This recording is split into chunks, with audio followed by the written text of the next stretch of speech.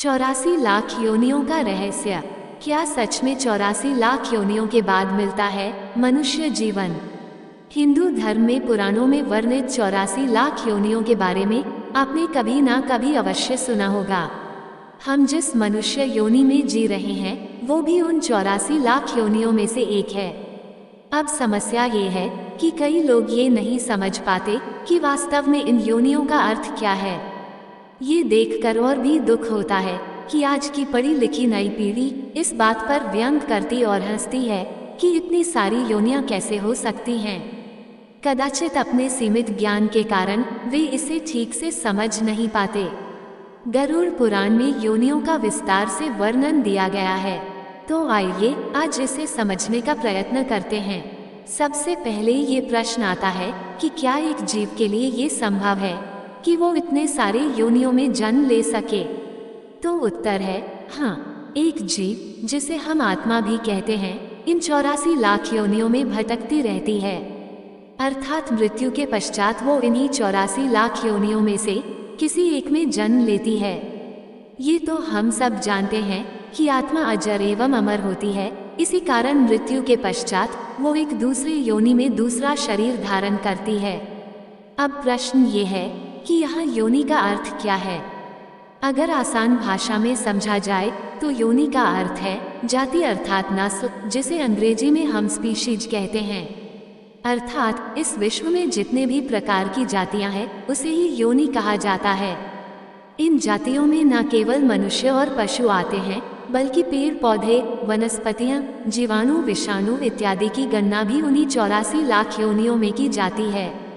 आज का विज्ञान बहुत विकसित हो गया है और दुनिया भर के जीव वैज्ञानिक वर्षों की शोधों के बाद इस निष्कर्ष पर पहुंचे हैं कि इस पृथ्वी पर आज लगभग 87 लाख प्रकार के जीव जंतु एवं वनस्पतियां पाई जाती है। इन 87 लाख जातियों में लगभग 2-3 लाख जातियां ऐसी हैं जिन्हें आप मुख्य जातियों की उपजातियों के रूप में वर्गीकृत कर सकते हैं। अर्थात अगर केवल मुख्य जातियों की बात की जाए तो वो लगभग 84 लाख है। अब आप सिर्फ ये अंदाजा लगाइए कि हमारे हिंदू धर्म में ज्ञान विज्ञान कितना उन्नत रहा होगा कि हमारे ऋषि मुनियों ने आज से हजारों वर्षों पहले केवल अपने ज्ञान के बल पर ये बता दिया था कि 84 लाख योनियां हैं, जो कि आज की उन्नत तकनीक द्वारा की गई गणना के बहुत निकट है। हिंदू धर्म के अनुसार इन 84 लाख योनियों में जन्म लेते रहने को ही जन्म मरण का चक्र कहा गया है। जो भी जीव इस जन्म मरण के चक्र से छूट जाता है, अर्थात जो अपनी 84 लाख योनियों की गणनाओं को पूर्ण कर लेता है और उसे आगे किसी अन्य योनि में जन्म लेने की आवश्यकता नहीं होती है, उसे ही हम मोक्ष की प्राप्ति करना कहते हैं। मोक्ष का वास्तविक अर्थ जन्म मरण के चक्र से निकलकर प्रभु में लीन हो जाना है। ये भी कहा गया है कि सभी अन्य योनियों में जन्म लेने के पश्चात ही मनुष्य योनि प्राप्त होती है। मनुष्य योनि से पहले आने वाले योनियों की संख्या 80 लाख बताई गई है। अर्थात हम जिस मनुष्य योनि में जन्मे हैं वो इतनी विरली होती है कि सभी योनियों के कष्टों को भोगने के पश्चात ही ये हमें प्राप्त होती है। और चूंकि मनुष्य योनि वो अंतिम पड़ाव है जहाँ जीव अपने कई जन्मों के पुण्यों के कारण पहुँचता है, मनुष्य योनि ही मोक्ष की प्राप्ति का सर्वोत्तम साधन माना गया है। विशेषकर कलियुग में जो भी मनुष्य पाप कर्म से दूर रहकर पुण्य करता है उसे मोक्ष की प्राप्ति की उतनी ही अधिक संभावना होती है। किसी भी अन्य योनि में मोक्ष की प्राप्ति उतनी सरल नहीं है जितनी कि मनुष्य योनि में है। किंतु दुर्भाग्य ये है कि लोग इस बात का महत्व समझते नहीं हैं कि हम कितने सौभाग्यशाली हैं कि हमने मनुष्य योनि में जन्म लिया है। एक प्रश्न और भी पूछा जाता है कि क्या मोक्ष पाने के लिए मनुष्य योनि तक पहुंचना या उसमें जन्म लेना अनिवार्य है? इसका उत्तर है नहीं। हालांकि मनुष्य योनि को मोक्ष की प्राप्ति के लिए सर्वाधिक आदर्श योनि माना गया है, क्योंकि मोक्ष के लिए जीव में जिस चेतना की आवश्यकता होती है वो हम मनुष्यों में सबसे अधिक पाई जाती है। इसके अतिरिक्त कई गुरुजनों ने ये भी कहा है कि मनुष्य योनि मोक्ष का सोपान है और मोक्ष केवल मनुष्य योनि में ही पाया जा सकता है। हालांकि ये अनिवार्य नहीं है कि केवल मनुष्यों को ही मोक्ष की प्राप्ति होगी, अन्य जंतुओं अथवा वनस्पतियों को नहीं।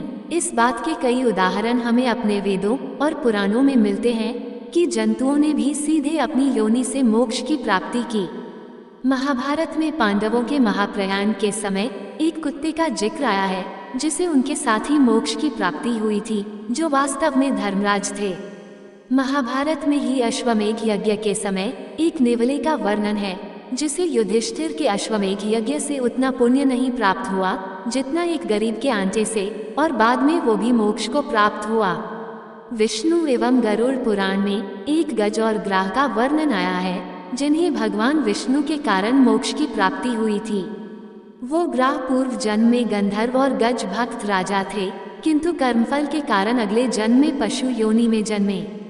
ऐसे ही एक गज का वर्णन गजानन की कथा में है जिसके सिर को श्री गणेश के सिर के स्थान पर लगाया गया था और भगवान शिव की कृपा से उसे मोक्ष की प्राप्ति हुई।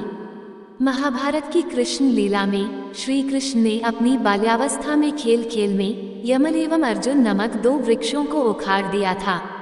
वो यमलार्जुन वास्तव में पिछले जन्म में यक्ष थे जिन्हें वृक्ष योनि में जन्म लेने का श्राप मिला था। अर्थात जीव चाहे किसी भी योनि में हो, अपने पुण्य कर्मों और सच्ची भक्ति से वो मोक्ष को प्राप्त कर सकता है। एक और प्रश्न पूछा जाता है कि क्या मनुष्य योनि सबसे अंत में ही मिलती है? तो इसका उत्तर है नहीं। हो सकता है कि आपके पूर्व जन्मों के पुण्यों के कारण आपको मनुष्य योनि प्राप्त हुई हो, लेकिन ये भी हो सकता है कि मनुष्य योनि की प्राप्ति के बाद किए गए आपके पाप कर्म के कारण अगले जन्म में आपको अधम योनि प्राप्त हो। इसका उदाहरण आपको ऊपर की कथाओं में मिल गया होगा।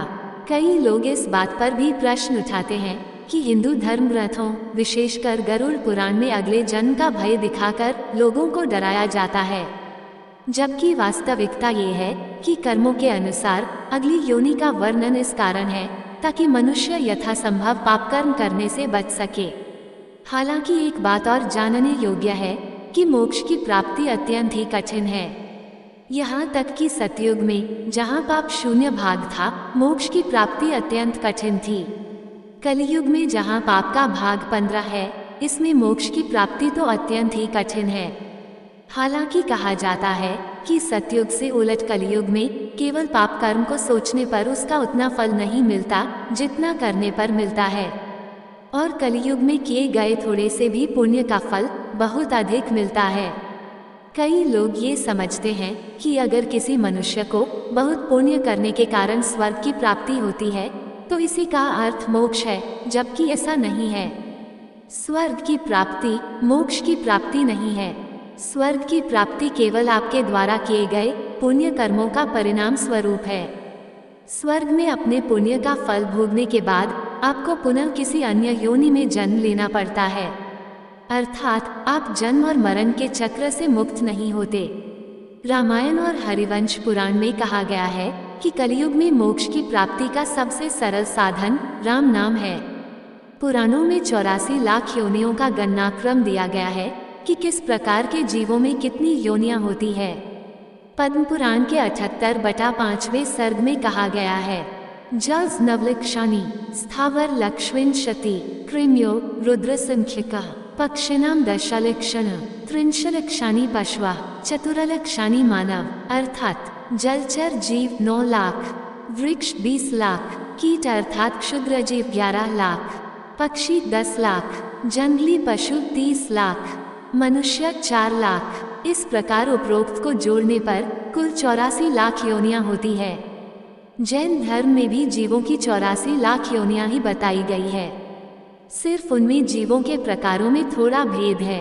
अतः अगर आगे से आपको कोई ऐसा मिले जो 84 लाख योनियों के अस्तित्व पर प्रश्न उठाए या उसका मजाक उड़ाए, तो कृपया उसे इस शोध को पढ़ने को कहें। साथ ही ये भी कहें कि हमें इस बात का गर्व है कि जिस चीज को साबित करने में आधुनिक विज्ञान को हजारों वर्षों का समय लग गया, उसे हमारे सनातनी विद्वान ऋषि मुनियों ने सहस्त्रों वर्षों पूर्व ही सिद्ध कर दिखाया था। दोस्तों, आपको ये जानकारी कैसी लगी कृपया कमेंट करके जरूर बताएं। वीडियो पसंद आया हो तो लाइक करें और ऐसी ही और भी बहुत सारी कहानियों, कथाओं एवं जानकारियों के लिए चैनल को सब्सक्राइब जरूर करें। धन्यवाद।